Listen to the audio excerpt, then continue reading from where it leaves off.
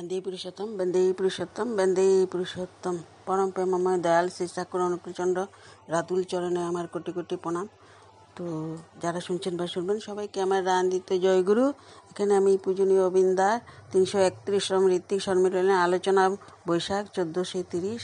তিনি একটি গল্প বলেছিলেন, যেটি এবারে আমি পড়ে শোনাচ্ছি। এবারে আমি ডিপি ওয়ার্ক নিয়ে একটা ঘটনা বলতে চাই। আলিপুরদুয়ারে এক ঋত্বিক দাদা, যিনি চাকরির জন্য অন্য জায়গায় থাকেন, যখন আলিপুরদুয়ার আসেন তখন ডিপি ওয়ার্কে যান। এমনি একদিন বেরিয়ে একটি মায়ের নাম খুঁজতে খুঁজতে একটি বাড়িতে গিয়ে দেখেন দরজাটি বন্ধ। তখন তিনি আশেপাশে জিজ্ঞাসা করেন, এই নামে এই বাড়িতে কেউ থাকে কি না। তখন প্রতিবেশীরা ওনাকে জানান যে আপনি ঠিক জায়গাতেই খোঁজ নিয়েছেন, তবে 3-4 দিন ধরে আমরা ওনাকে দেখছি না। তখন তিনি এই বাড়ির চারপাশ ঘুরে দেখলেন যে পিছনের দরজা খোলা আছে। সেই দিক দিয়ে ভিতরে ঢুকে তিনি দেখেন পুরো বাড়িতে ভীষণ বাজে গন্ধ। ভিতরে একটা ছোট ঘরে টিম টিম করে আলো জ্বলছে। ওই আলোর দিকে এগিয়ে তিনি দেখেন এক বয়স্কা মা বিছনায় শুয়ে আছেন। ওই মাটি 3-4 দিন ধরে না খেয়ে আছেন। বিছনাতেই তিনি প্রাকৃতিক কাজ করেছেন, তাই সারা বাড়িতে দুর্গন্ধ ছড়িয়েছে। তারপর সেই ঋত্বিক দাদা পাড়ার কয়েকজন গুরুজনকে ডেকে এনে তারা সেই মাটিকে বাথরুমে নিয়ে গিয়ে পরিষ্কার পরিচ্ছন্ন করালেন। ডাক্তার দেখানো হলো। সেই মাটি আগে সেলাই, আচার বানানো ইত্যাদি কাজ করতেন, কিন্তু এখন ডায়াবেটিসের কারণে তার চোখ খারাপ হয়েও গেছে। আগের মতো দিনের আলোতে অল্প অল্প দেখতে পেলেও এখন তিনি একবারে দেখতে পান না। ওনার বাড়িতে সেরকম কেউ নেই, তাই এরকম দুরবস্থায় তিনি পড়ে আছেন।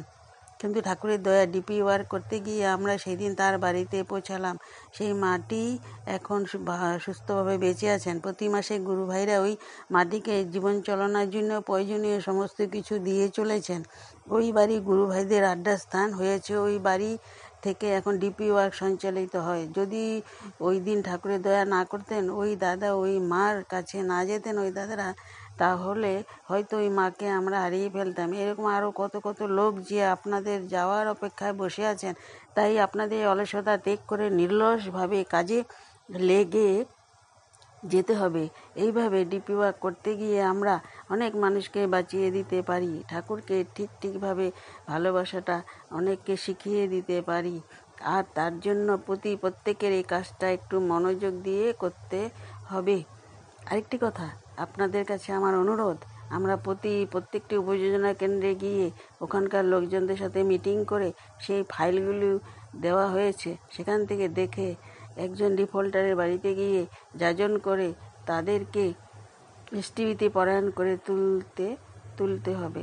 কিভাবে ডিপি ওয়ার্ক করতে হবে সেটি উপযোজনা কেন্দ্র দাদা ও মায়েদের আমরা শেখাতে পারি। খালি নেতৃত্ব করলে হবে না, সাথে থেকে আমরা সবাইকে কাজটা করে দেখাবো। এটি বলেছিলেন পূজনীয় অবিন্দা। 331তম ঋত্বিক সম্মেলন আলোচনা বৈশাখ 1430। তো খুব ভালো লাগলো, সেই জন্য আপনাদেরকে আমরা জানালাম।